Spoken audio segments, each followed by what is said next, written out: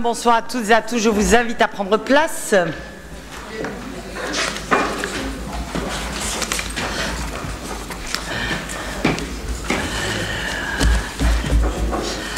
Bien, bonsoir à tous et merci de votre présence pour cette séance du Conseil municipal de novembre. Je vais ouvrir ce conseil avec quelque chose de douloureux et je disais en aparté tout à l'heure que j'espère bien que ça va être la dernière fois parce que ça commence à suffire. Je voudrais que l'on consacre quelques instants à parler d'un de nos anciens collègues, Michel Saint-Bois, qui nous a quittés en juillet dernier. La maladie l'a emporté. Michel a été adjoint à l'urbanisme sur la mandature de 2001 à 2008. Et au-delà de son travail d'élu, parfaitement rigoureux, comme l'a toujours été Michel, je voudrais saluer l'homme avec, peut-être qu'en ce moment c'est d'autant plus d'actualité de le rappeler que Michel Saint-Bois était un homme qui était viscéralement attaché à l'idée européenne. Il y a une très très belle idée européenne, cette idée des peuples qui s'unissent et qu'il faut structurer. Et je pense qu'en cette période, c'est un fait tout à fait particulier. Ça faisait maintenant plusieurs années que Michel luttait contre la maladie qui finalement l'a emporté. Encore quelqu'un de bien. Bon. Je vais vous proposer, si vous le souhaitez, de passer quelques instants à méditer et à se rappeler Michel Saint-Bois. 1 minute de silence, je vous prie.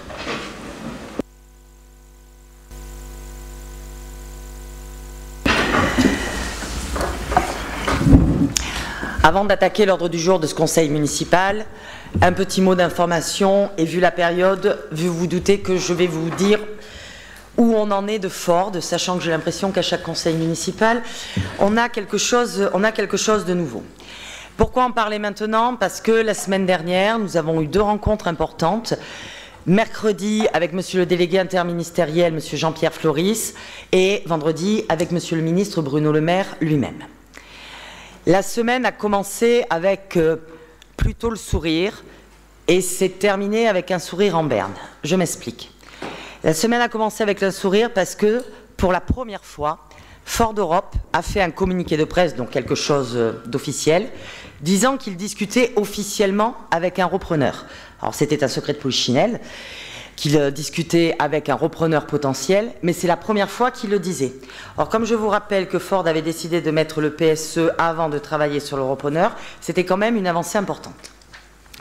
Monsieur Floris, mercredi, nous a effectivement expliqué que les négociations continuaient, qu'elles n'étaient pas abouties et qu'il espérait que dans les 15 jours à venir, il avait même abordé la date du 28 septembre, ces négociations aboutissent avec un accord positif de reprise entre Punch Power Glide et Ford. Monsieur le ministre, vendredi, tout en respectant l'accord de confidentialité, ce qui est tout à fait normal, qui existe entre Ford et Punch Power Glide, nous a dit que les discussions étaient quand même un petit peu plus difficiles que ce qu'elles y paraissaient. En gros, c'est quoi l'idée? Sachant que je n'ai aucun chiffre à vous communiquer, soyons très clairs là-dessus, l'accord de confidentialité font que les personnes de l'État qui participent aux négociations sont tenues effectivement à ne pas les divulguer. Et Ford y tient particulièrement. L'idée, c'est que Punch Power Glide puisse reprendre le site de Blanquefort pour pouvoir travailler sur toujours de la transmission automatique, sur une boîte 8 vitesses automatique à traction avant. Ils sont sur Strasbourg déjà en production plutôt sur de la propulsion, et l'idée va être d'utiliser le savoir-faire de la traction qui existe sur le site de Blanquefort. Donc ça, c'est plutôt une bonne nouvelle. Maintenant, des questions, sachant que j'ai des questions et que je n'ai pas de réponse. On les aura plus tard. La liste des questions est quand même relativement importante. Quelles sont les garanties financières de Punch Power Glide aujourd'hui? Aujourd'hui, on ne sait pas encore. Quelles sont les garanties économiques, puisqu'on va passer en fait d'une marque à un équipementier, ce qui fait que ces boîtes de vitesse, il va bien falloir qu'ils les vendent à des clients. Donc, quelle est sa liste de clients potentiels et donc son volume de production potentielle, sachant que derrière le volume, ce qui nous intéresse tous, c'est bien évidemment la question des effectifs.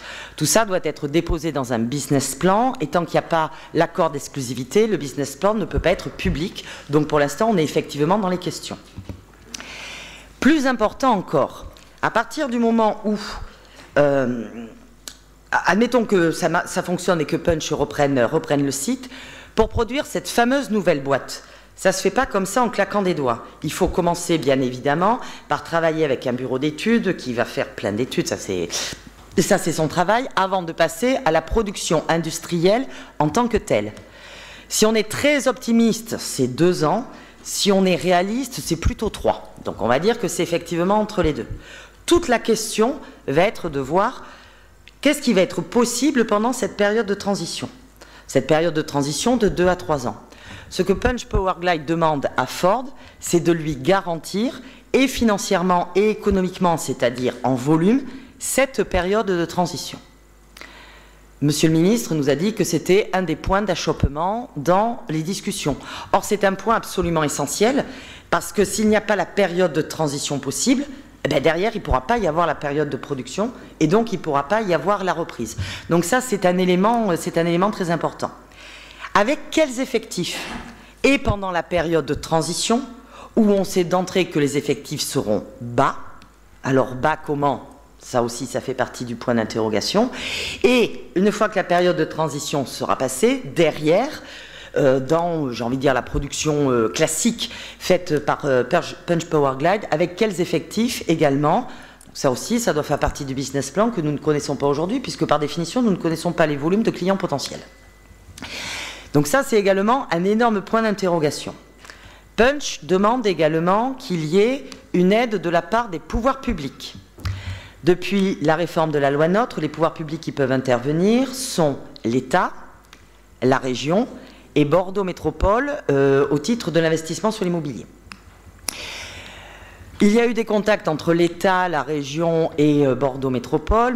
Messieurs Rousset et Juppé ont donné un accord de principe à condition, et j'insiste sur le à condition, que la reprise soit une reprise pérenne.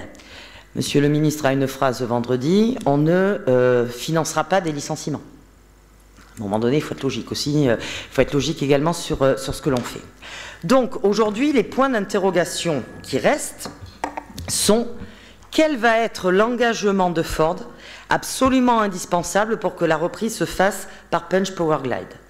À l'heure actuelle, Punch Powerglide est le meilleur repreneur pour une simple et unique raison, c'est le seul.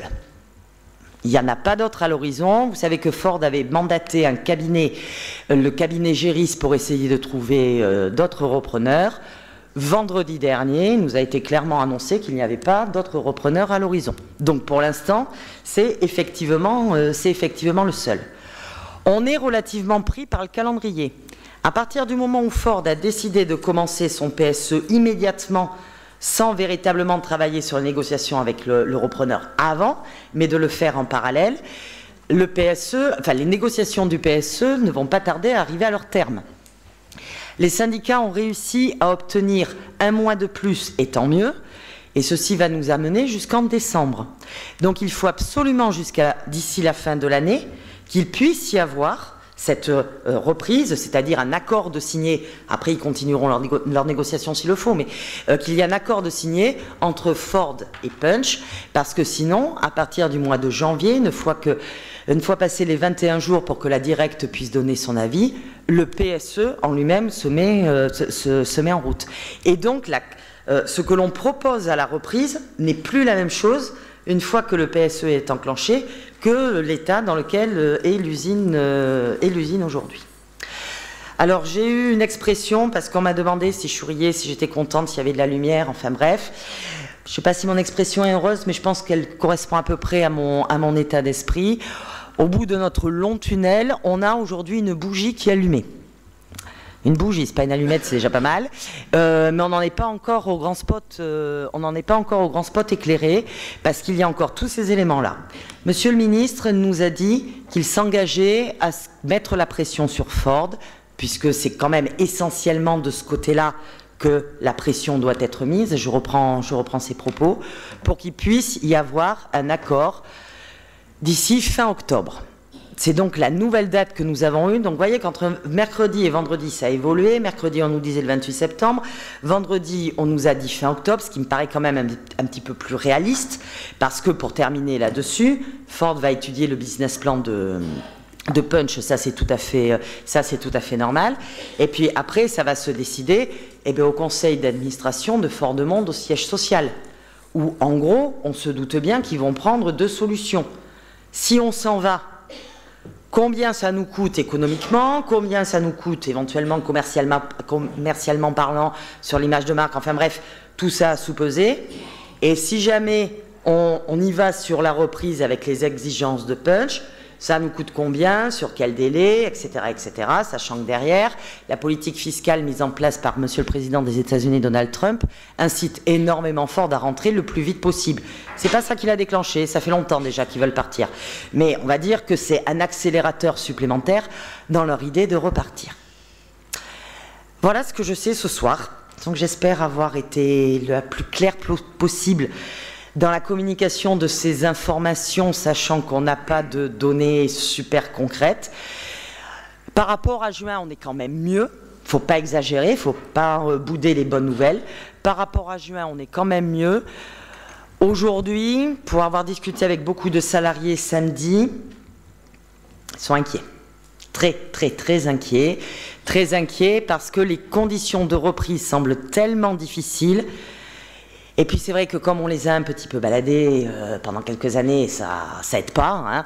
Ils sont particulièrement inquiets, d'autant plus, dernière précision qui me paraît d'importance, s'il y a reprise, donc très bien, cette reprise passera devant un tribunal de commerce, ce qui signifie que Ford, à l'issue de la reprise, sera totalement désengagé de toute responsabilité. C'est-à-dire que ce qui s'est passé il y a 10 ans avec le holding dont je ne me rappelle jamais le nom, bref, ce qui s'est passé il y a 10 ans, Ford en a tiré les enseignements et le coup de maître quand même qu'ont réussi les pouvoirs publics, parce que oui, on ne pourra plus le refaire.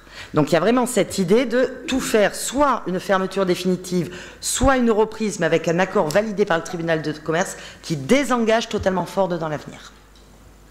Là, je crois que j'ai rien oublié. Je crois que j'ai rien oublié cette fois-ci. Donc, bien évidemment, continuons de soutenir les salariés qui ont le moral un peu dans les chaussettes.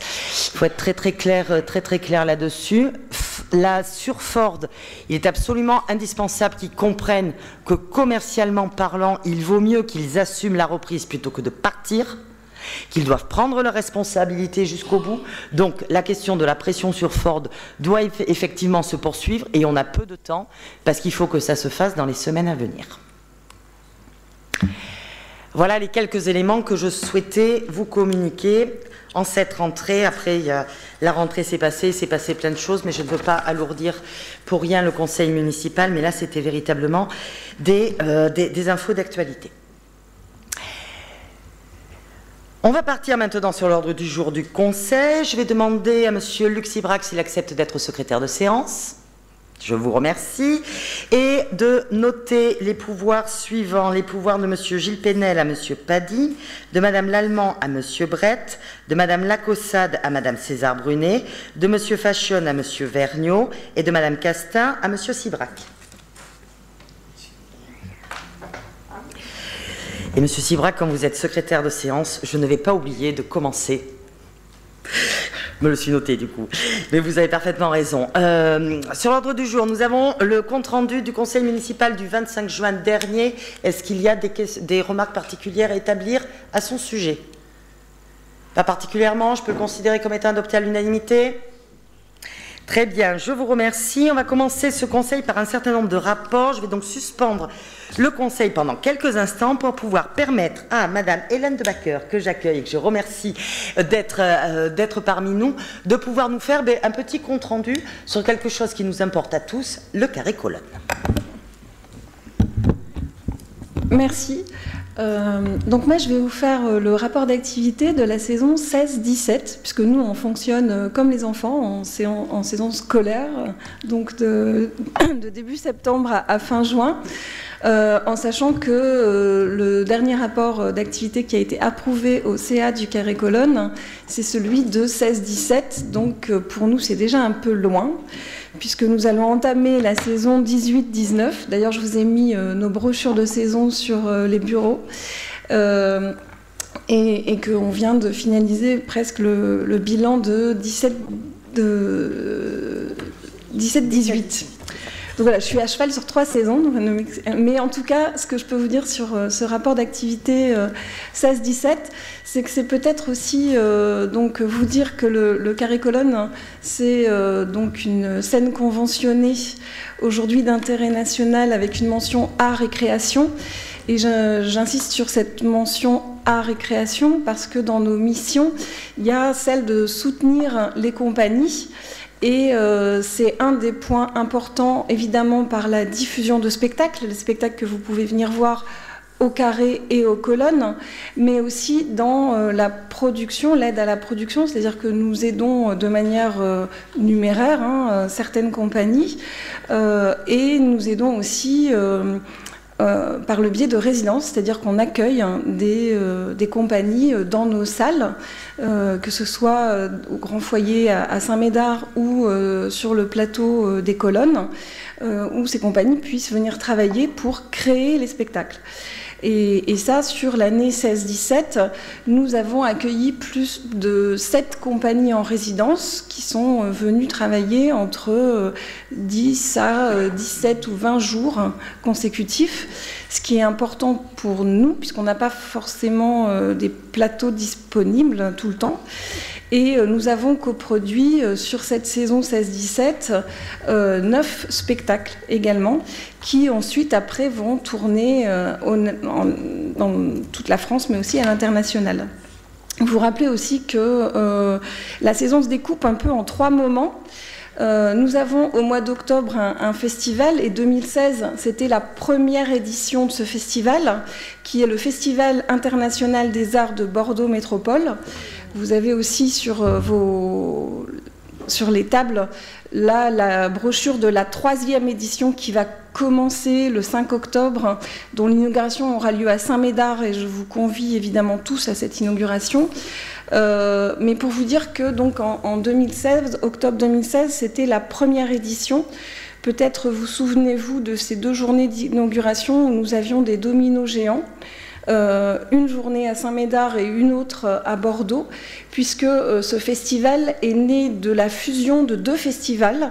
Nous avions en 15-16 le festival des souris des hommes, et sur Bordeaux un festival que vous devez connaître qui s'appelait Novart. Et Sylvie Violent, la directrice, a proposé un projet pour fusionner ces 2 festivals.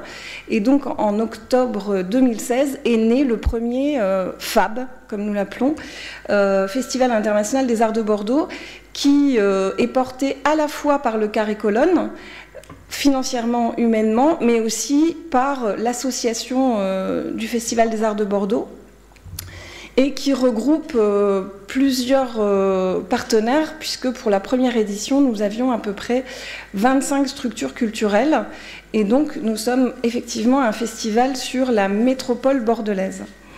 Vous dire aussi que sur ce festival, nous avons accueilli, et c'est assez impressionnant, plus de 20 000 spectateurs, en sachant que le festival a lieu autant dans les salles, donc dans les boîtes noires de nos salles carré-colonne, mais aussi des structures partenaires, mais aussi dans l'espace public.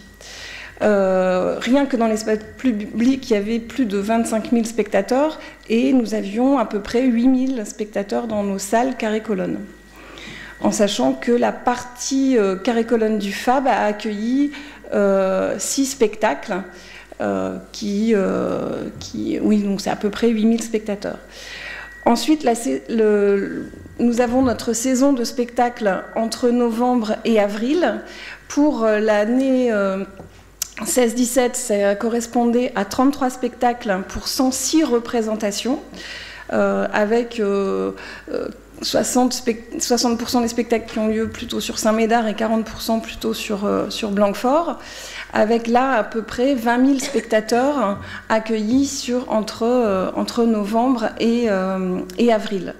Et puis enfin, il y a en juin le premier week-end de juin, un festival que vous connaissez bien ici à Blanquefort, puisque c'était la 25e année, donc en 2017, les 25 ans du festival Échappée Belle, qui, la petite nouveauté du festival cette année-là, a été de regrouper en fait toutes les propositions sur le parc de Fontgravé, alors qu'habituellement il y en avait aussi dans nos salles, mais là on a accueilli 35 spectacles sur le site de Fontgravé sur 4 jours, puisque nous avons des journées scolaires sur les jeudis et vendredis. La nouveauté aussi de cette saison 16-17 et de l'édition 17 a été de doubler notre capacité d'accueil des enfants sur les 2 journées jeunes publics. On était auparavant à 2000 et sur cette édition-là, on a fait 4000 enfants. Et puis, sur le week-end qui a été très ensoleillé, nous avions aussi plus de 8000 spectateurs, ce qui fait qu'on a accueilli sur l'édition 17 12 000 spectateurs, qui je crois est un record en fait, sur l'année, sur l'Échappée Belle 17, pour les 25 ans. La petite nouveauté aussi, c'est que nous avons mis l'inauguration le jeudi soir et non plus le mercredi soir. Et puis c'était l'anniversaire des 25 ans avec un gâteau délicieux et magnifique qui avait été fait par les élèves du lycée hôtelier. Voilà. Vous dire aussi que je parlais de soutien à la création tout à l'heure. Nous avons aussi sur cette saison-là développer notre cellule de production, c'est-à-dire qu'au sein du service administratif, nous avons des gens qui aident des compagnies à se produire, et notamment les compagnies associées, notamment la Petite Fabrique, qui est associée au Carré Colonne depuis 10 ans, puisqu'on va bientôt avoir 10 ans, et encore plus longtemps aux Colonnes, puisque c'était une compagnie associée historique de l'ELAC. Et en fait, cette compagnie a créé des petites formes qui pouvaient circuler principalement dans les écoles, que nous avons appelées les petites pièces vagabondes. Il y en a 4 aujourd'hui qui existent, et sur la saison 16-17, nous avons retravaillé ces pièces pour pouvoir être présentées dans des salles, et ce qui leur a permis d'ailleurs sur cette saison à être diffusées plus largement sur le territoire national, et donc d'avoir une visibilité dans des théâtres, et donc d'avoir aussi une visibilité pour leurs spectacles plus importants, y compris une visibilité parisienne. Et on sait aujourd'hui que pour les compagnies, c'est important d'avoir cette visibilité parisienne, et on est très content, puisque ce qui a permis à la Petite Fabrique maintenant d'être diffusée beaucoup plus largement et d'être sortie de la région Aquitaine. Voilà, donc sur cet accompagnement de la Petite Fabrique, on est assez fiers aussi, on peut le dire, de ce qu'a fait le Carré Colonne. Et d'ailleurs, je vous annonce aussi que sur l'année 2019-2020, on fêtera les 10 ans de compagnonnage de cette compagnie en remontrant en fait tout leur répertoire. Voilà. Je ne sais pas si j'ai beaucoup plus de temps en fait, mais je peux vous parler pendant des heures de là. Je voulais juste aussi vous dire qu'on a un énorme volet d'action culturelle, et qu'on est aussi bien sur, évidemment, le jeune public, pour nous c'est très important, les collégiens, les lycéens, et que des territoires, de nos 2 territoires, Saint-Médard-Blanquefort, mais aussi on travaille beaucoup et de plus en plus avec le Médoc, et notamment les communautés de communes qui sont proches, voisines de nos 2 villes. Et voilà, qu'on a un parcours comme ça, et de spectacles, mais aussi d'ateliers et de rencontres, voilà, qui est fait tout au long de la saison. Et puis, je ne sais pas si j'ai le temps de présenter toute la saison, mais il y a quand même plus de 50 spectacles. Alors je vais peut-être juste vous proposer de venir tout début novembre. On va avoir un collectif qui est le collectif Osso, qui est une compagnie qui sort de l'ESBA, qui a fait un spectacle qui s'appelle Pavillon Noir, qui parle des pirates d'aujourd'hui, qui sont les pirates du web, et qui vont vous expliquer, si vous n'y connaissez rien, toutes les manipulations possibles sur Internet, mais aussi tous les lanceurs d'alerte qui passent par Internet. C'est une pièce qui est très contemporaine. Et je vous parle de ce spectacle-là en particulier parce que on va jouer donc 4 fois ce spectacle-là aux Colonnes à Blanquefort. Et le 23 novembre, nous allons aussi vous inviter à la signature de la convention, puisque nous avons renouvelé notre conventionnement. Et pour nous, c'est un moment important de cette signature entre toutes nos tutelles financeuses. Voilà. Merci. Merci beaucoup Hélène pour cette présentation. Il y a une chose qui transparaît tout à fait, c'est la passion. c'est la passion qui anime et c'est tout à fait normal. Alors, je ne sais pas si vous allez être noyés sous un flot de questions ou de remarques, mais messieurs, dames, la parole est à vous. Vous avez été d'une clarté énorme. Monsieur Brett. Non, c'est pas une remarque, c'est des remerciements auprès de l'équipe du Carré Colonne, remerciements du travail qui est fait, de la qualité on n'a pas trop pu parler de la programmation 18-19, ça a été fait mardi dernier aux Colonnes, donc je voulais remercier un petit peu l'équipe de la qualité, de la diversité des spectacles proposés, remercier aussi de la volonté de continuer à toucher de nouveaux publics. Tu as parlé tout à l'heure du public jeune. Il y a depuis peu une volonté aussi de toucher un public encore plus large.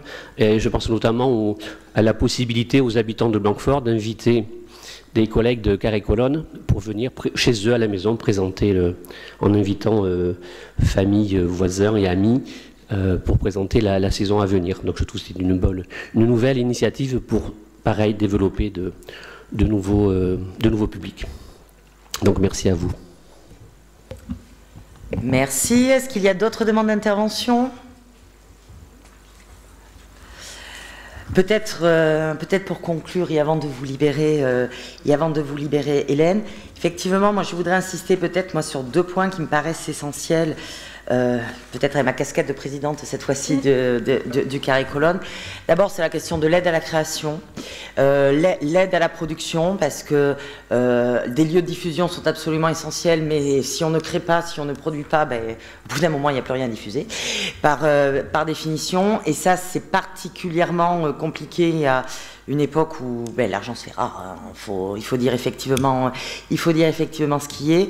De rappeler que justement par rapport à ça, les 2 villes, la ville de Saint-Médard et la ville de Blanquefort, ont maintenu toutes ces années ces efforts financiers. Et deuxième point, en plus de la création, parler un petit peu de ce qu'est l'action culturelle. Parce que quand on est un lieu comme le Carré Colonne, on va aider à produire, on va diffuser des pièces de théâtre, mais si on s'arrête là, on ne fait pas notre travail effectivement jusqu'au bout. Et il y a toute la question de la médiation culturelle avec par exemple la notion d'avoir des spectateurs relais au sein de chaque catégorie de public qui peuvent effectivement relayer, c'est le cas de le dire, mais porter un petit peu cette parole-là et arrêter de faire croire que la culture, c'est que pour une certaine catégorie de personnes. Voilà, c'est ce à quoi je tiens très certainement le plus. Je déteste cette opposition entre la culture élitiste, la culture savante et la culture populaire. Moi, je sais pas trop ce que ça veut dire. Mais il y a parfois une crainte des gens de se dire c'est pas pour moi, j'ai pas été habitué quand j'étais jeune à l'école, tout ce que vous voulez. Et d'arriver à dédramatiser, quand on arrive à passer le premier pas, après les autres, ça galope très facilement, quoi. Ouais. Je vais juste peut-être ajouter, pour justement déculpabiliser tout le monde, effectivement, c'est pas simple d'aller au théâtre tout seul. On va facilement tout seul au cinéma, parce qu'on a vu une bande-annonce à la télé, mais c'est beaucoup moins vrai pour le théâtre. Et la dernière enquête des publics qui a été faite par le ministère dit qu'en fait, il y a 3% de la population française qui va une fois dans l'année au théâtre. 3% de la population française. Voilà, dont moi qui vais tous les soirs au théâtre, par exemple. Mais je comprends que... et c'est pour ça qu'on fait des présentations de saison. C'est pour qu'on vous dise, on explique en fait, spectacle par spectacle, ce que vous pouvez trouver dans nos salles. Et tout ce qu'on cherche, c'est effectivement qu'à un moment donné, tous les spectateurs et que la salle soit représentative de la société. C'est-à-dire que ça ne nous intéresse pas d'avoir que des étudiants dans la salle, ça ne nous intéresse pas que d'avoir que des personnes qui ont l'habitude d'aller au théâtre. On essaie d'avoir des salles qui sont très mixtes et aussi avec des spectacles très très différents. Il se peut que vous ayez vu un spectacle au Carré-Colonne qui ne vous a pas plu, mais j'ai envie de dire, c'est pas pour autant qu'il ne faut pas revenir nous voir. Et l'équipe, comme disait tout à l'heure Michel, est là pour essayer de vous présenter. Il y a certainement dans cette brochure un spectacle qui va vous plaire, j'en suis convaincue. Et on est partant pour faire des présentations de saison chez vous, dans vos salons. Nous, on ramène l'apéro et vous invitez vos amis et vos voisins. Et je voudrais aussi remercier pour toute l'équipe, en fait, Madame le maire, notre présidente, parce qu'on est en train de travailler avec toute l'équipe sur une nouvelle... Je vous ai parlé du label scène conventionnée, mais on voudrait avoir un petit peu plus d'air financier. Et on est en train de travailler d'arrache-pied auprès de nos tutelles pour essayer de devenir scène nationale. Et vraiment, je voudrais vous remercier au nom de toute l'équipe, parce qu'on a été très touchés de votre engagement à nos côtés pour ce combat qui n'est pas simple à mener. Et qu'on va continuer dans les mois à venir. Merci beaucoup Hélène. S'il n'y a pas de questions, je ne frustre personne. On va vous libérer. Merci beaucoup. Merci. Je vous en prie.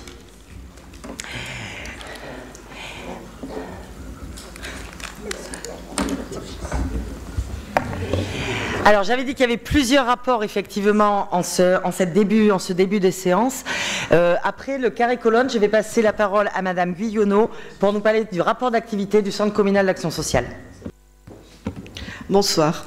Je vais m'efforcer d'être synthétique puisque mon voisin d'à côté est en train de chronométrer le temps que je vais mettre à faire le rapport d'activité.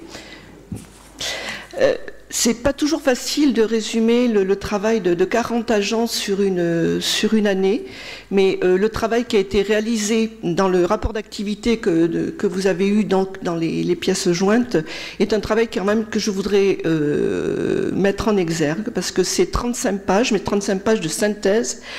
Et c'est une synthèse, c'est pas tout le travail et toute l'humanité qui entoure le CCAS. Bon, venons-en aux faits. Je vais vous parler de l'accueil, je vais vous donner juste 2 chiffres. L'accueil physique et téléphonique, donc pour l'accueil physique, 6226 accueils. Pour l'accueil téléphonique, 4291 appels téléphoniques. L'appel téléphonique est souvent le fait des seniors de la ville. Voilà, vous voyez que je suis courte. Les aides facultatives. Alors, il y a eu une baisse en nombre de demandes, pas forcément en nombre de familles. 136 demandes, 112 familles concernées, essentiellement à 95% pour de l'aide alimentaire. Je vous rappelle que les prescripteurs sont des travailleurs sociaux, la MDSI, le CCS et toutes les associations qui interviennent sur le territoire de la ville. En ce qui concerne le pôle social, nous avons vu une augmentation importante du nombre de bénéficiaires du RSA, puisque nous sommes passés de 25 en 2016 à 41 allocataires en 2017. Le profil des bénéficiaires, ce sont des plus de 45 ans, essentiellement des hommes. En ce qui concerne l'accompagnement social des personnes retraitées, cette année, 147 visites à domicile contre 87 l'année dernière, donc c'est un chiffre aussi qui est en constante augmentation. Et 115 personnes retraitées ont demandé à être accompagnées par le service social du CCS. En ce qui concerne le pôle logement, nous avons, dans le cadre de la réforme des domiciliations, procédé à 53 nouvelles domiciliations. L'accès au logement correspond donc à 209 nouveaux foyers qui ont été accompagnés cette année, enfin l'année dernière, par le pôle logement du CCS, c'est-à-dire 10% de plus que l'année précédente.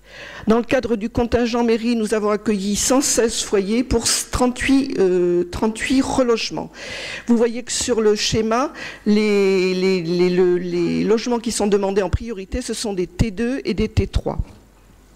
Je voudrais faire un petit aparté sur l'analyse des besoins sociaux. C'est une obligation maintenant depuis le mois de juillet 2017 pour les CCAS.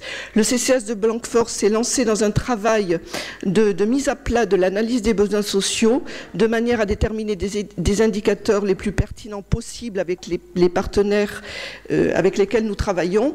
Et nous avons été accompagnés dans cette démarche par l'Union départementale des CCAS, de manière à pouvoir mettre en place un outil qui pourrait être dupliqué pour les CCAS qui le souhaitent. Nous présenterons d'ailleurs ce travail, puisque c'est quand même un travail important pour l'ensemble des CCAS, au Congrès national de l'UNCCAS au mois d'octobre prochain à Nantes. En ce qui concerne le pôle senior, pour l'accompagnement social de proximité, l'ASPRO, 48 bénéficiaires nouveaux pour 1223 interventions. En ce qui concerne le restaurant de Corbeil, 121 inscriptions pour l'année 2017, ce qui représente 13 543 repas. Une moyenne de 50 personnes à chaque service et 19 personnes qui sont inscrites pour le ramassage, avec une moyenne de 11 personnes par tournée, ce qui nous a obligés à dédoubler les tournées de manière à pouvoir faire bénéficier à tous du service du restaurant de Corbeil. En ce qui concerne le service d'aide à domicile, 16 164 heures cette année avec 20 intervenants. Pour la plupart des heures APA, allocation personnalisée d'autonomie, c'est-à-dire l'allocation qui est servie par le département, avec une augmentation de l'activité au soir et au week-end, essentiellement axée sur la prise des repas, la préparation des repas et la surveillance. En ce qui concerne la résidence autonomie, nous avons vu cette année 7 entrées et 6 départs. Il y a un départ qui est à cheval sur 2 années, donc il n'est pas comptabilisé. 61 résidents, moyenne d'âge 78 ans. Ça va de 64 ans à 101 ans, 82% de femmes et 18% d'hommes, avec une liste d'attente permanente. Le Conseil de vie sociale s'est réuni 2 fois et a créé une association qui s'appelle les Amis de Corbeil, qui leur permet de mettre en place un certain nombre de manifestations et de créer des liens sociaux entre eux. En 2016, la municipalité s'est rapprochée de l'ADAPI pour travailler sur une nouvelle résidence autonomie. C'est un dossier qui est lourd et qui avance malgré tout, puisque cet été, l'association ADAPI a signé un contrat pluriannuel d'objectifs et de moyens avec le département qui lui permet d'avancer dans ce projet. Et nous avons donc mandaté un cabinet d'audit pour travailler sur l'aspect juridique de ce montage, puisqu'il s'agit à la fois d'une résidence autonomie, d'un foyer logement et d'un foyer d'hébergement et d'un accueil de jour de l'ADAPI. C'est un modèle qui n'existe pas et qui est donc un modèle novateur pour lequel nous avons besoin d'accompagnement juridique et financier. Pour mémoire, je vous rappelle que la Semaine Bleue aura lieu du 8 au 14 octobre. Je suppose qu'il est inutile de vous la présenter.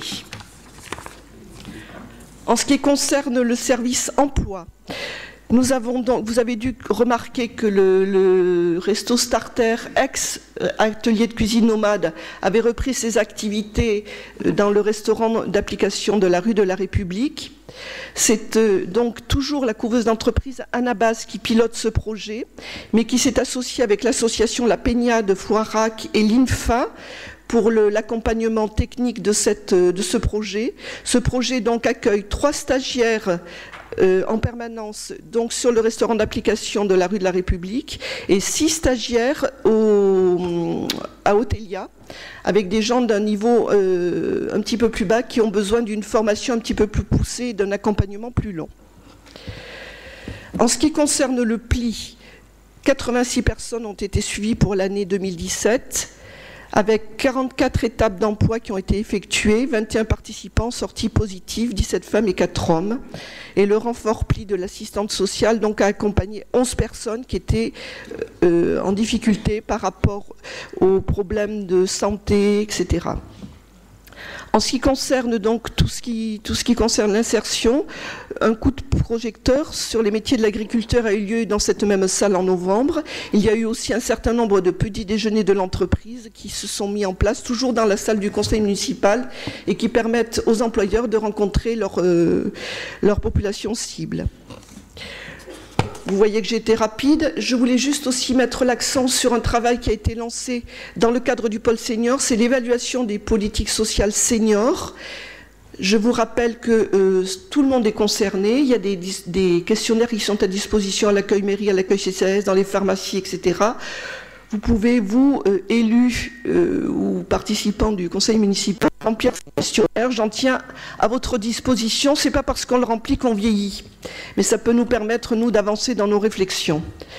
Je voulais aussi juste mettre entre parenthèses un travail qui a été fait à la fois cet été dans le cadre du plan canicule. Donc tout le monde s'est mobilisé. Vous avez remarqué qu'il faisait très chaud. Élus et techniciens. Et même chose pour les maraudes de grand froid qui ont eu lieu cet hiver, toujours avec des élus et des techniciens présents. Je pense qu'en votre nom, je peux remercier l'équipe du CCS pour son investissement. Et je voudrais aussi faire une mention spéciale pour les administrateurs du CCS. Alors, je ne les torture pas, mais je leur demande souvent d'être présents. Certains sont là toutes les semaines, en particulier dans le cadre de l'aide facultative. Je les en remercie. Voilà, je crois que j'étais synthétique. Je vais te dire oui, Brigitte. D'intérêt. Je vais te dire oui, Brigitte. Merci à toi pour cette présentation et merci aussi à l'équipe du CCAS qui non seulement développe l'activité toute l'année, mais qui en plus a travaillé à la rédaction de ce rapport d'activité tel que la loi effectivement le demande. Est-ce qu'il y a des demandes d'intervention? Monsieur Sibrac. Juste pour associer notre groupe à ces remerciements de tout le travail effectué par le CCAS. Voilà. Je vous remercie, ça sera fait dès demain. Je rappelle aux administrateurs que le conseil d'administration a lieu demain à 18h30. Personne n'a oublié, Brigitte, t'inquiète pas là-dessus. D'autres questions ou d'autres remarques? Moi, je me permets juste d'insister sur des chiffres que tu as cités, bien évidemment, Brigitte, mais qui me paraissent très importants. C'est les allocataires du RSA qui sont suivis par le CCAS. Je voudrais attirer l'œil sur l'âge, puisque on a 66% des allocataires du RSA qui sont suivis par le CCAS qui ont plus de 45 ans. Dans le monde du travail, quand on a 45 ans, on est senior. Ça fait mal. Ça fait mal, ça c'est un fait, toujours du mal à m'en remettre. Mais mine de rien, on a ici une véritable problématique. Et le paradoxe, c'est que quand on regarde les personnes suivies dans le cadre du dispositif du PLI, je me suis amusée à faire le lien un petit peu entre les deux. Les personnes dans le dispositif du PLI sont au maximum des femmes, puisque 71% des 86 personnes suivies sur l'année sont des femmes. On a, je pense, dans les métiers de demain, une véritable problématique de répartition par sexe, avec peut-être une plus forte capacité des femmes, quand elles sont seules, peut-être parce qu'elles n'ont pas le choix aussi, d'aller en direction des dispositifs de réinsertion. Les messieurs sont peut-être un petit peu plus timides. J'encourage les messieurs comme les dames à pouvoir faire valoir leurs droits. Plus on est long dans la période de chômage, de RSA, plus la réinsertion professionnelle devient difficile parce que on perd de l'insertion sociale et qu'après il faut retravailler très en amont.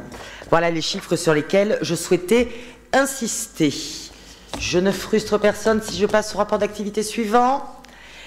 Allez, j'avais 203, la parole est à monsieur Paddy. Qu'a fait Bordeaux Métropole sur l'année 2017? Bien, je vais vous le dire. Bonsoir à tous. J'en ai pour 3 minutes. Ce que je vais vous présenter ce soir est tiré de ces deux documents que vous connaissez, que vous avez certainement vus. Rapport d'activité et compte administratif 2017 que je vous laisserai à l'issue du conseil.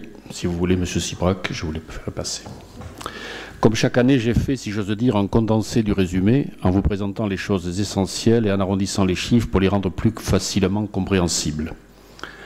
Bordeaux Métropole, créé en 2015, a vu en 2017 ses dépenses de fonctionnement augmenter à 1,46 milliard d'euros en fonctionnement, à cause surtout des transferts de charges dus à la mutualisation, mais il a vu également ses recettes augmenter à 1,55 milliard d'euros, et ceci malgré une baisse de la DGF. En 2017, les investissements se sont élevés à un demi-milliard d'euros, dont la plus grande partie est allée à la mobilité pour 43%. À noter que la métropole a acquis 2 fois moins de foncier en dépensant 3 fois plus, ce qui montre l'envolée préoccupante dans ce secteur. La situation financière est saine, mais il faudra à cette collectivité beaucoup de vigilance pour maintenir sa capacité d'intervention. Pour l'habitat, il existe une dynamique du logement et particulièrement sur le logement social. En 2015, 3270 logements PLS, PLAI, PLUS sociaux ont été produits et 3959 en 2017, soit 689 logements de plus. Je rappelle que 60% des jeunes couples de la métropole ne peuvent avoir accès qu'au logement social par faiblesse de leurs revenus. Pour le développement économique, l'accompagnement de 87 entreprises à recherche foncière a permis, selon l'URSSAF, la création de 11 000 emplois nouveaux, avec par exemple l'implantation emblématique d'Ubisoft, leader mondial du jeu vidéo. Pour les déplacements, progression... Vous l'entendez là? Parfois j'ai l'impression que ça coupe, non? Non, c'est bon. Pour les déplacements, progression dans tous les domaines, parc relais, emprunt vélo, navette fluviale et voyages en tram bus qui passent de 130 millions de voyages en 2015 à 149 millions en 2017. Pour les déchets ménagers, en 2017, un demi-million de tonnes de déchets ont été collectés dans les poubelles et les centres de tri. La masse totale est en légère diminution et la valorisation atteint 91%. Pour l'eau potable, le volume d'eau prélevé dans les nappes souterraines a diminué légèrement. La qualité de l'eau est totalement conforme. Il faudra trouver d'autres gisements souterrains à proximité pour faire face aux besoins futurs. Pour les grands projets, 2017 a vu le début des travaux de la ligne D entre les Quinconces et le Bouscat pour une mise en service l'année prochaine. Le prolongement de la ligne C vers Villeneuve-d'Ornon est en cours avec Grandbourg la construction d'un des plus grands parcs relais du réseau. Pont Simone-Veil, retard probable de la livraison de l'ouvrage en raison de nouvelles études sur les courants du fleuve et l'enrochement, vous avez vu ça dans la presse. La Rocade, 2017 a vu le début des travaux de mise à 2 fois 3 voies entre les échangeurs 9 et 10, les échangeurs du Haillan et de Mérignac.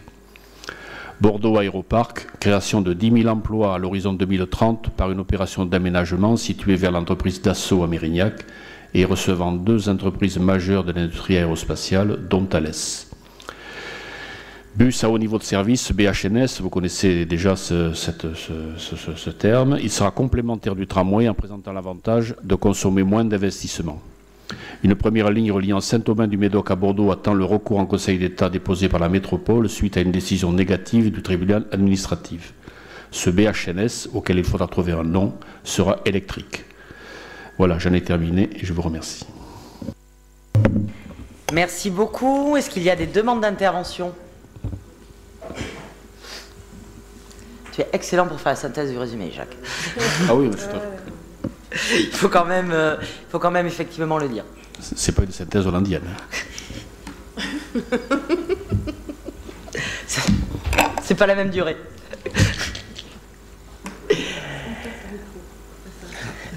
Jacques. Pas de demande d'intervention particulière ? Bon, on suit de toute façon au fur et à mesure tous les travaux que nous pouvons faire avec Jacques, puisque nous sommes les 2 représentants de la ville de Blanquefort à Bordeaux Métropole. D'ailleurs, nous avons conseil de métropole ce vendredi, avec pas mal de délibérations au menu. J'en viens maintenant à propos de délibération et d'accueil, à accueillir une nouvelle personne parmi nous. Et je vous propose donc d'installer Madame Dominique Corsan, ici présente, comme conseillère municipale, puisqu'on va demander effectivement si elle acceptait de siéger, elle acceptait. Donc je remercie bien évidemment Dominique. Donc bienvenue. Donc bienvenue et je vous demande effectivement de l'accueillir en tant que conseillère municipale. Je suis en train de me poser une question. Il n'y a pas de fonction d'installation. Non, tout à fait. Bon, tu es là depuis le début du conseil, mais bon, dans l'ordre, il fallait le faire maintenant. donc bienvenue. Alors, Peut-être pour entrer dans des délibérations un petit peu plus techniques. Délibération numéro 2. Délibération numéro 2, c'est une délibération où il y a discussion là aussi et où il n'y a pas de vote. Ce sont les suites données aux observations de la Chambre régionale des comptes. Vous savez qu'il y a un an, donc il y avait eu le contrôle et puis un rapport avait été donné. Et lors de ce rapport, il avait été émis 3 recommandations. Et sur ces 3 recommandations, le rapport définitif de la Chambre des comptes avait acté que les 2 premières recommandations avaient été mises en place. Donc je vous rappelle les 2 premières, la question du suivi des relations financières avec les associations. Et le deuxième point, c'était faire approuver par le Conseil municipal une stratégie de moyen terme portant sur le désendettement, la politique d'investissement et la politique fiscale. Et donc dans le rapport définitif, il est inscrit que ces 2 points-là avaient été actés. Il restait donc un 3e point, une 3e recommandation qui était, je cite, augmenter la durée de travail annuel du personnel pour la porter au niveau légal minimum de 1607 heures. Et à cette époque, on avait indiqué effectivement qu'on était en négociation avec les syndicats. Alors c'est là où il y a une subtilité technique propre à Blanquefort qu'il va falloir effectivement comprendre. On a commencé donc les négociations avec les organisations syndicales qui nous ont fait remarquer avec raison que dans le rapport de la Chambre des comptes, il était dit qu'il fallait que légalement ce soit à 1607 heures. Or la subtilité technique, c'est qu'il existe une délibération du Conseil municipal du 13 décembre 1999, donc sous les mandats de M. Delhomme ou Fournier, je ne sais plus lequel des deux, il était sur le 13 décembre 1999, c'était M. Fournier, je ne veux pas faire d'impair, oui. Voilà, donc sous le mandat de M. Fournier, et cette délibération établissait le temps de travail des agents de la ville de Blanquefort à 1547 heures. Or, il se trouve que la loi qu'on connaît tous sous le nom de loi Aubry, celle qui met en place les 35 heures, la loi a été votée après la délibération qui avait été prise à cette époque en conseil municipal. Ce qui fait que, en droit, et les syndicats l'ont fait remarquer, ils ont tout à fait raison. Comme la délibération du conseil municipal a été prise avant, il n'y a aucune illégalité en ce qui concerne ces heures de travail qui avaient été actées par la majorité municipale de l'époque. Il y avait un deuxième point dans le temps de travail des agents qui avait été relevé par la Cour des comptes, c'était la question de 3 journées. 3 journées, il y avait des ponts, on a tous connu ça quand on était gosse, la journée du maire, qui, eux, ne rentraient pas effectivement dans le cadre de la légalité. Donc là, on a eu une négociation avec les organisations syndicales, et donc pour compenser ces 3 journées-là, on leur a demandé de les compenser tout simplement en travaillant 21 heures de plus pour pouvoir compenser ces 3 journées-là.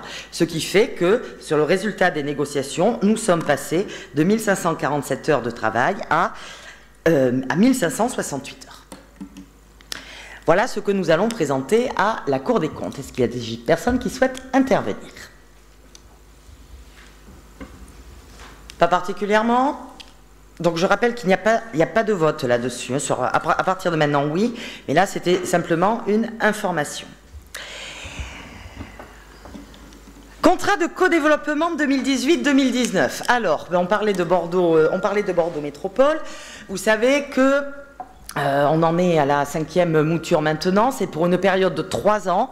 Bordeaux Métropole et les communes qui appartiennent à Bordeaux Métropole contractualisent sur les 3 ans à venir dans un certain nombre de domaines qui sont actés par des règlements d'intervention divers et variés. Et donc, pour la fin du mandat municipal et métropolitain, a été présenté en Conseil de métropole et approuvé par le Conseil de métropole tous les contrats de co-développement des 28 villes, y compris celui de la ville de Blanquefort. Alors, je ne vais pas vous le détailler, en entier, simplement peut-être prendre quelques exemples qui me paraissent tout à fait emblématiques.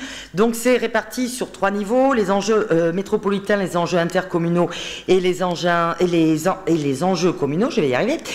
Pour les enjeux métropolitains, je voudrais peut-être attirer l'œil sur la question de l'échappée belle, puisque Hélène de Bacquer nous en a parlé tout à l'heure, et le maintien d'une subvention pour l'échappée belle à hauteur de 45 000 € par an, et ce pendant 3 ans. Et après, dans les enjeux métropolitains, on voit des termes qui sont à la fois importants, mais dont on se demande comment on peut y arriver. Je voulais prendre l'exemple de territoire zéro déchet, zéro gaspillage. Alors c'est un enjeu que veut porter effectivement la métropole et l'ensemble des villes qui la composent. C'est pas facile à mettre en œuvre, ça aussi, ça se met pas en place avec une baguette magique. Alors quand on regarde le contrat de co-développement, ce qui est important, c'est que à chaque action, il n'y a pas forcément un financement derrière. Par exemple, comment la ville de Blanquefort participe à ce territoire zéro déchet, zéro gaspillage? Ben, vous le savez parce que M. Marceau nous l'a présenté avec raison à plusieurs reprises. C'est tout le travail que l'on fait au niveau des écoles. D'abord sur la lutte contre le gaspillage alimentaire, quand on a travaillé sur les pesées, se rendre compte de tout ceci. Et puis derrière, une fois qu'on est allé véritablement sur le tri du déchet et le travail avec les détritivores, où là, on n'a pas eu de financement de Bordeaux Métropole, mais donc voilà, ça fait partie des actions des communes à l'intérieur de Bordeaux Métropole. Sur les enjeux intercommunaux, je voudrais que l'on fasse peut-être un zoom sur des questions de voirie. Sur les questions de voirie, en fait, l'avenue du Général de Gaulle est forcément un enjeu intercommunal, comme l'avenue du 11 novembre, puisque ce sont nos deux grandes traversantes de part et d'autre, et que donc tous les travaux que l'on peut faire dessus ne concernent pas forcément que les Blanquefortais, mais concernent également le transit. Alors il y a deux points ici qui sont importants. D'abord, la portion de l'avenue du Général de Gaulle, entre l'avenue de la Salle de Brillant, ou le rond-point des lycées si vous préférez, et le feu de Saint-Aon, où c'est des travaux qui étaient programmés depuis un certain temps, mais je vous rappelle qu'ils ont été repoussés parce qu'on a trouvé de l'amiante dans les granulats qui composaient le goudron. On va pouvoir maintenant mettre en œuvre ces travaux puisque un certain nombre de préalables techniques ont été résolus et que surtout on a fini les autres travaux sur l'avenue du Général de Gaulle au sud parce qu'il était hors de question de saucissonner cette transversale avec plusieurs travaux en même temps. Voilà, c'est quelque chose qui n'aurait pas eu de sens. Donc on va pouvoir le faire sur la fin de l'année 2018 et le premier semestre 2019 avec normalement une livraison qui est prévue fin 2019. Je vous rappelle qu'à chaque fois on a un objectif qu'on inscrit systématiquement dans les contrats de co-développement. L'objectif, c'est d'apaiser la circulation. Donc apaiser la circulation, ça peut être en resserrant la voirie. On ne peut pas sur des transverses mettre systématiquement partout à 30, tout simplement, mais parce qu'il y a aussi les bus qui passent et que les gens de TPM me parlent des essieux assez régulièrement. Enfin, pas qu'à moi, à tous les maires, mais bon, on n'a pas tout à fait les mêmes contraintes par rapport à ça. Et apaiser la circulation et tous les types de circulation, c'est-à-dire permettre à ce qu'on appelle les circulations douces, les piétons, les vélos, les trottinettes, les jolies roues qu'on a pu expérimenter samedi, etc., de pouvoir circuler en toute sécurité. Donc l'objectif, cette avenue du Général de Gaulle, c'est de mettre en place une voie verte, donc la circulation douce sur la partie est, c'est-à-dire du côté des habitations, pas du côté du château d'Illon, parce que là, c'est pas la peine effectivement de rajouter du béton et qu'on y garde cet aspect-là. Pour vous donner une petite idée, l'investissement sur cette portion on a, je parle sous ton contrôle Pierre, on a 1,1 km de mémoire où on en est dans ces eaux-là, ça coûte 1,8 million d'euros. Et on n'a pas des matériaux, enfin c'est des matériaux pas d'une richesse extraordinaire. Voilà, c'est ça que je voulais dire. Et attirer votre attention sur quelque chose qui me tient énormément à cœur, la partie nord de l'avenue du Général de Gaulle, donc à partir du rond-point du Norin jusqu'à la rue de Bel-Air. Donc toute la partie nord qui est l'entrée de Blanquefort, qui à mes yeux est une des parties les plus dangereuses de la ville parce que ça roule énormément, que ce soit en nombre de voitures sur l'entrée, c'est une évidence. C'est un espace à 50, mais bon. Et c'est pas toujours forcément respecté, et surtout, on est en fait dans l'ancienne départementale, on est sur une route départementale, et l'idée est de véritablement transformer ça en rue. Donc, avec les mêmes objectifs, apaisement de la circulation, etc., etc. Donc, sur cette partie 2018-2019, ce qui est prévu dans le contrat de CODEV, c'est toutes les études préalables, la concertation, etc., tout ça pour 250 000 €. Je vais insister sur le mot concertation car j'ai fait une demande spécifique à Bordeaux Métropole pour cette partie-là de la réfection de l'avenue du Général de Gaulle.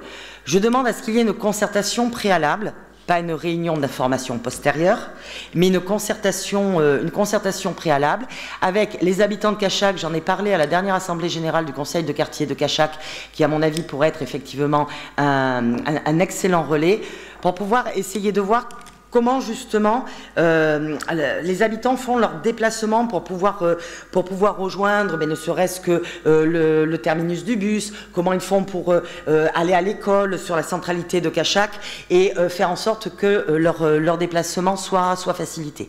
Donc ça aussi, ça va être mis en place sur fin 2018, début 2019. Et pour les enjeux communaux, pareil, je ne vais pas prendre tous les exemples. En pleine actualité, bon, l'aménagement des phases du centre-ville, donc la rue de la République est en train de se terminer dans les jours à venir, et puis immédiatement va se mettre en place la phase 2. Je réinsiste sur la phase 2. La phase 2, ça va être effectivement l'espace public de part et d'autre de l'école du bourg, qui est elle-même en travaux. Ça, je pense que tout le monde l'a remarqué. C'est quand même très visible. C'est quand même très visible en ce moment. Donc toute cette catégorie des espaces publics, sachant que l'ensemble de la phase 2, pour vous donner une petite idée, on est sur un budget de 3 millions d'euros. Pour dire peut-être encore un dernier mot sur la question de la piscine municipale, parce que cette année scolaire 18-19, c'est vraiment l'année charnière du travail sur la piscine municipale. Les études sont particulièrement longues, donc elles y sont toujours, et on travaille sur de l'intercommunalité en espérant que cela puisse porter ses fruits. Donc voilà, on a ces deux éléments, sachant que Bordeaux Métropole a inscrit dans son contrat de co-développement une aide financière au titre de 2 règlements d'intervention, du règlement d'intervention sport et du règlement d'intervention piscine, à hauteur chacun de 750 000 €. Voilà pour les quelques exemples que je souhaitais donner, et toutes les personnes qui veulent intervenir sont les bienvenues. Je vous en prie, M. Sibrac. Alors, Madame la maire, puisque vous lancez une concertation sur l'avenue du 11 novembre, eh bien, j'ai l'honneur et l'avantage... Pardon ?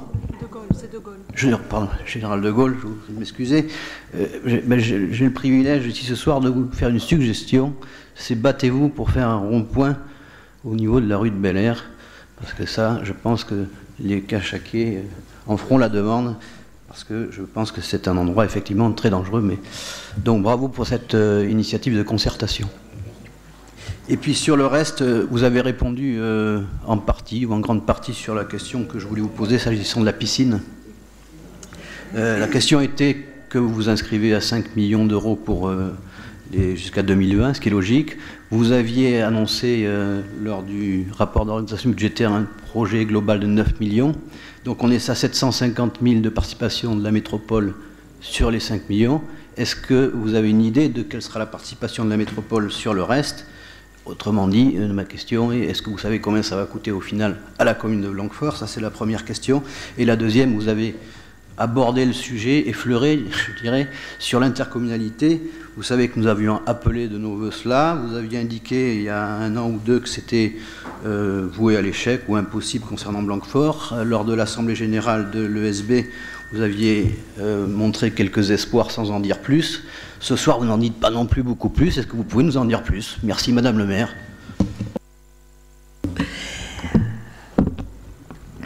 Sur la question de la concertation, rond-point ou pas, c'est pour ça que je veux une concertation avec les Cachacais, justement pour pouvoir travailler sur ces questions de sécurité.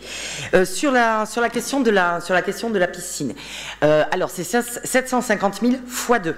Puisqu'il y a 2 règlements d'intervention, sport et piscine, qui ont été validés, enfin on rentre pour les 2 dans le règlement d'intervention. Donc il y aura ces aides-là de Bordeaux Métropole, et puis il va y avoir des demandes de subventions par ailleurs, parce que ne pas oublier que derrière, on a la possibilité de travailler avec le CNDS, de travailler avec le département. Donc on commence avec notre partenaire immédiat, bien évidemment, qui est Bordeaux Métropole, mais on va travailler effectivement aussi avec les autres. Donc je n'ai pas ce soir de chiffres définitifs, puisqu'on en est effectivement au début. Donc on est avec les études dans une estimation de dépenses globales, et donc on est aux alentours effectivement de 9, ce qui avait été annoncé au PPI.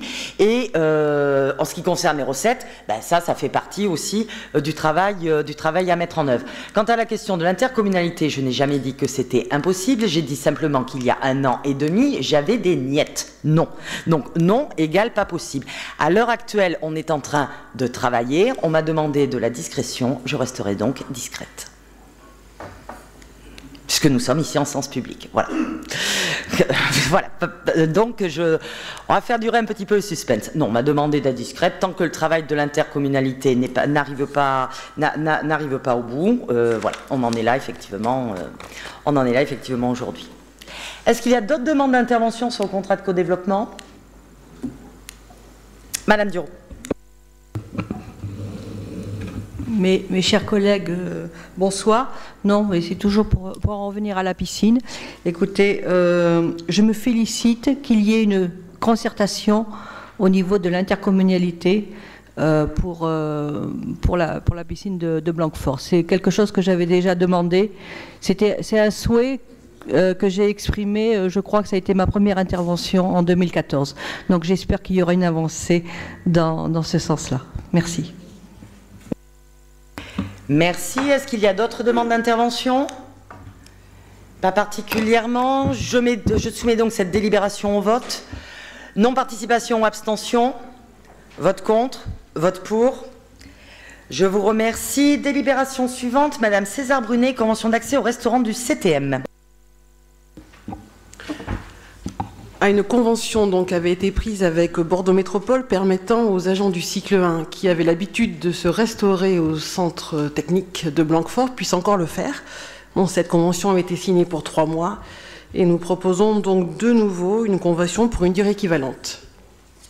3 ans. 3 ans, oui. 3 ans. Pourquoi 3 mois? Je suis pas taillé 3 mois. Oui, pardon, monsieur Sibrac. Excusez-moi, Madame la maire, mais je ne sais pas qu'est-ce qui a été noté en termes de vote au vote précédent. Nous nous abstenons. Je ne sais pas si ça a été très précis. Non, je pense qu'il y a eu confusion. Vous avez bien fait de rectifier, monsieur Sibrac. C'est vrai que nous n'avons pas été prescrits non plus. Donc voilà, nous nous abstenons. C'est bien noté. C'est bien noté. Sur le renouvellement de la convention pour que les agents puissent continuer à manger au CTM, pas de problème particulier. Est-ce que je peux la considérer comme étant adoptée à l'unanimité? Je vous remercie. Délibération suivante, attribution de compensation d'investissement et durée d'amortissement des subventions versées. Madame César Brunet. Là, c'est donc une délibération assez technique que nous avions déjà prise pour l'attribution de compensation d'investissement et durée d'amortissement. Donc nous proposons par cette délibération de reconduire là aussi la convention. Oui, tout cela est très technique. Est-ce qu'il y a des demandes d'intervention? Est-ce que je peux la considérer comme étant adoptée à l'unanimité? Je vous remercie. Délibération suivante, la parole est à monsieur Laborde pour un transfert temporaire de maîtrise d'ouvrage au SDEG. Bonsoir tout le monde. Cette délibération trouve son origine dans les travaux que nous allons effectuer rue du Cardinal Lecaux, où il faudra procéder aux enfouissements des réseaux électriques, éclairage public et télécommunications. La loi relative à la maîtrise d'ouvrage public permet de désigner un seul maître d'ouvrage de manière à mieux coordonner les travaux. Et en général, c'est la structure qui a la plus grosse part dans l'affaire qui est désignée comme maître d'ouvrage. Donc, dans cette affaire, c'est le SDEG que nous proposons de désigner comme maître d'ouvrage, qui fera donc l'ensemble, étant entendu que la commune ensuite reversera à la demande du SDEG la part qu'elle doit lui reverser. Le SDEG prend une part de 20% dans les travaux, mais prend aussi sa part dans les honoraires de maîtrise d'ouvrage. Voilà, je remercie Madame Gauthier d'approuver tout ce que j'ai dit et je vous demande d'approuver l'ensemble de la délibération. Merci. Est-ce qu'il y a des demandes d'intervention? Madame Gauthier, ça me paraissait logique. Bonsoir à tous. Non, juste pour savoir si vous menez une réflexion éventuellement pour confier l'entretien éclairage public au SDEG. Merci. Bon, on envisage de confier, mais on ne sait pas trop à qui encore. Nous sommes là. Il y a il y a le SDEG et il y a le Bordeaux Métropole. Oui. Voilà. Donc on est en discussion avec les deux, enfin au moins avec Bordeaux Métropole pour l'instant. Pour répondre peut-être à votre question, Mme Gauthier, c'est vrai que le transfert au SDEG est intéressant, hein, repéré, mais Bordeaux Métropole est en train de travailler pour 1er janvier 2020 ou 2021 donc dans pas si longtemps que ça, sur un transfert de compétences total, pas une mutualisation, mais un transfert de compétences total.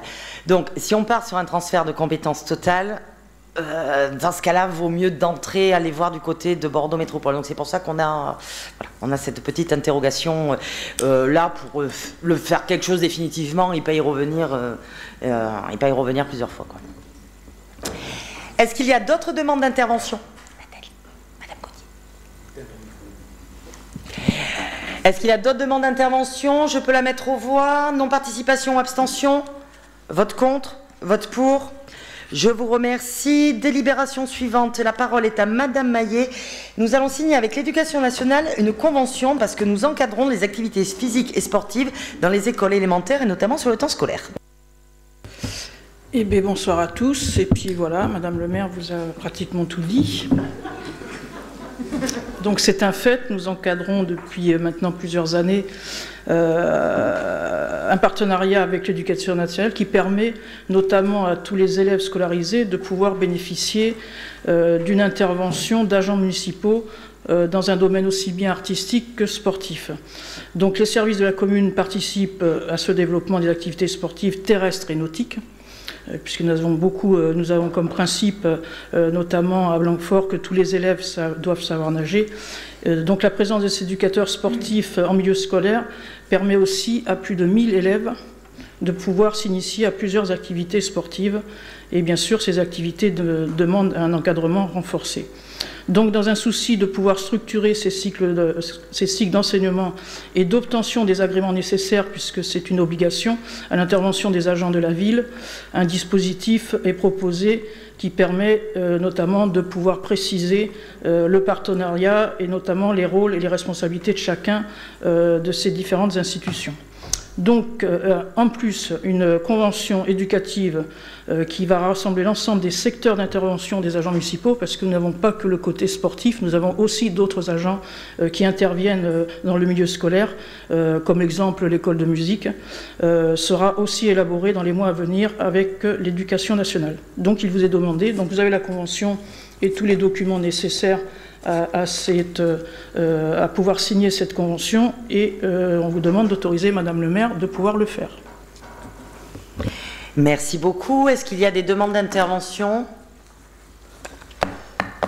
Juste peut-être souligner l'intérêt de cette convention avec l'Éducation nationale, parce que comme l'a bien dit Isabelle, ça fait des années, on ne peut les compter en dizaines, qu'il y a des interventions et que manquer quand même un petit cadre et de rappeler effectivement à l'Éducation nationale qu'on continue ces interventions-là, que ça fait partie de notre travail de collectivité et du choix que nous avons fait de le faire, parce que rien effectivement ne nous y oblige. S'il n'y a pas de demande d'intervention, je mets la délibération aux voix. Non-participation, abstention, vote contre, vote pour. Je vous remercie. Et toujours Madame Maillet, cette fois-ci c'est avec le département de la Gironde et la ville de Blanquefort, c'est relatif au gymnase du Paty. Oui, en particulier. Oui, par rapport à cette convention-là. Comme vous le savez, les élèves scolarisés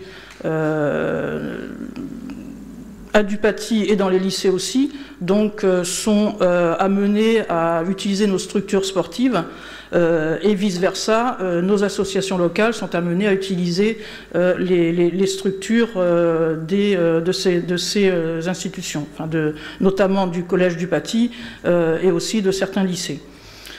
Donc pour pouvoir définir ces principes de réciprocité, ce qui est quand même important, il faut pouvoir y conventionner et pouvoir mutualiser aussi ces équipements sportifs. Donc c'est une convention cadre qui est proposée entre le département de la ville de Blanquefort et la ville de Blanquefort, par contre, pour mutualiser ces équipements. Donc il y a une particularité par rapport au collège du Paty. Comme vous le savez, ce collège va être en reconstruction complète, donc une estimation d'environ 23 millions d'euros pour la reconstruction de ce collège et aussi du gymnase.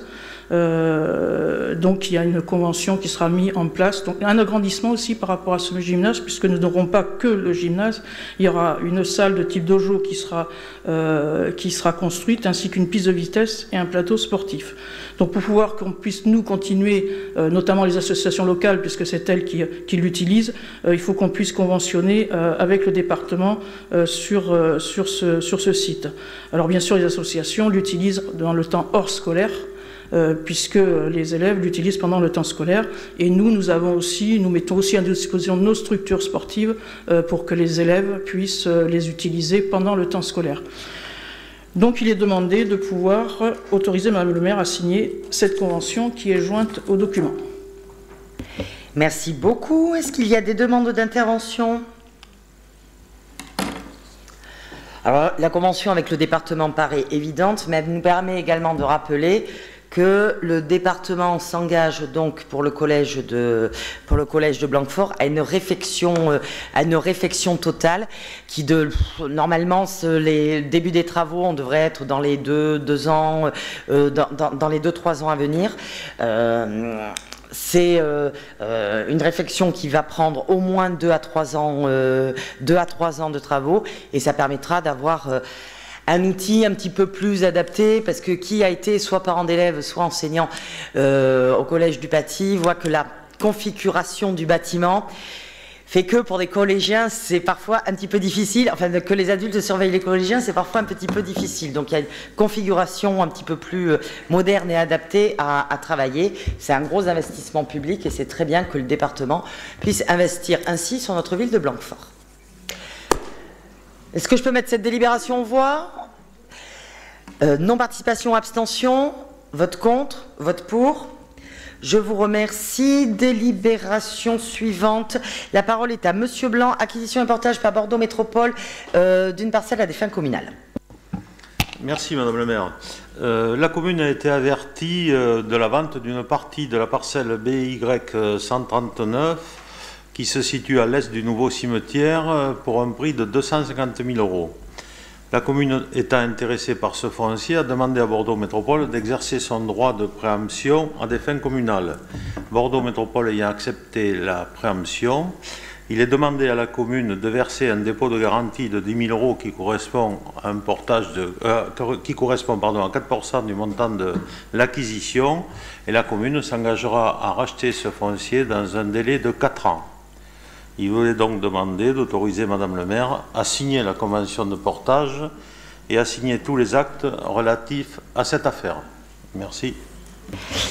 Merci beaucoup. Donc il s'agit vraiment d'une opération de maîtrise du foncier. Il ne s'agit pas d'une utilisation immédiate. Une première extension du cimetière a été faite sous les auspices de Monsieur Laborde.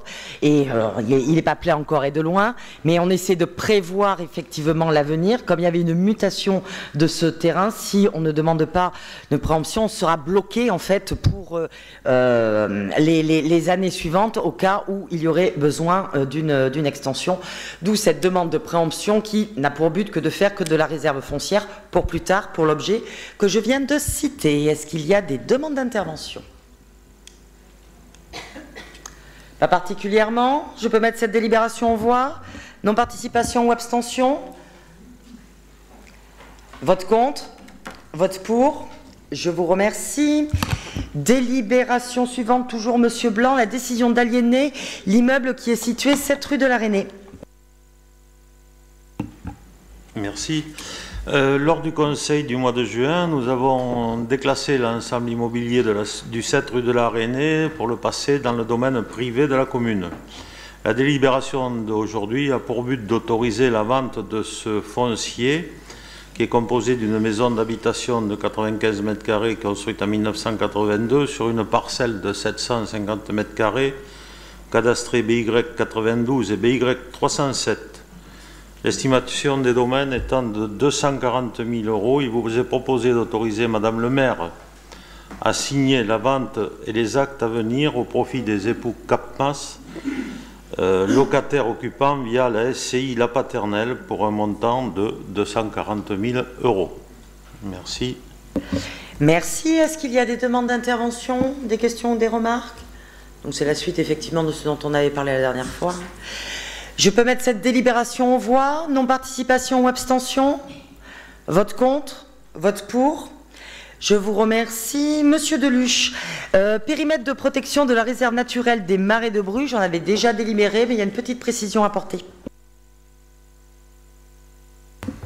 Oui, les services de l'État nous ont demandé de redélibérer parce que par rapport à l'arrêté qui avait été soumis à la délib de novembre dernier, il y a eu des clarifications sur les limites de périmètre, en particulier sur les cours d'eau, une extension du périmètre sur la ville de Bordeaux, sur Bordeaux et sur Bruges, et des clarifications aussi sur les autorisations de battu.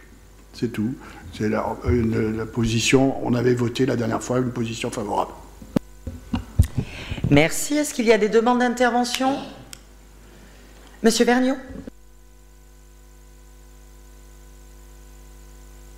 Il y a des demandes. Dans l'arrêté, il y a des demandes un peu particulières et qui ne sont pas datées, en particulier sur les avis de commission départementale. Donc pourquoi on présente un dossier en amont sans avoir les avis de la commission départementale? Et d'autre part, est-ce que Blanquefort est touché par l'extension dont vous avez parlé, notamment pour Résine et Bordeaux, je crois, Bruges. Monsieur Deluche. C'est un arrêté, bon, c'est pas daté, mais l'arrêté préfectoral, il doit exister, c'est simplement, c'est un projet d'arrêté, donc tous ces niveaux d'arrêté, de décision ont été prises. Par rapport à l'extension de la zone, la seule chose sur laquelle on est concerné, c'est la clarification des limites de propriété pour la JAL. C'est tout. Les modifications concernaient essentiellement le sud et l'est, je vais y arriver, le sud et l'est du périmètre. Nous, on est sur la partie nord, où il n'y a pas eu de changement particulier quand je parle du périmètre, bien sûr. Par rapport aux parcelles sur Blanquefort, il n'y a pas de parcelles nouvelles rajoutées. La seule chose qu'ils ont voulu clarifier, c'est que les parcelles vont jusqu'au milieu de la JAL, et ce n'était pas clair dans le premier arrêté. Merci. Est-ce qu'il y a d'autres demandes d'intervention? Pas particulièrement. Je peux mettre cette délibération aux voix. Non-participation ou abstention? Vote contre? Vote pour? Je vous remercie. Délibération suivante, Madame César Brunet. Complément de subvention au COS, s'il vous plaît. Donc en fait, tout simplement une délibération permettant de modifier donc le montant de la subvention au COS. Il y avait donc une erreur technique qui donc nous demande aujourd'hui de réévaluer de 3 000 € la subvention proposée. Des demandes d'intervention? Est-ce que je peux la considérer comme étant adoptée à l'unanimité? Je vous remercie. Madame César Brunet, la revalorisation des salaires des agents en contrat aidé. Donc chaque année, nous proposions cette délibération pour les personnels en contrat aidé, c'est-à-dire la possibilité de bénéficier donc d'une prime. Nous avons donc toujours des personnes en contrat aidé, sous des formes un petit peu particulières. Nous savons aussi qu'il y aura donc un nouveau dispositif, et donc nous proposons donc de renouveler pour les salariés en cours et à venir cette convention.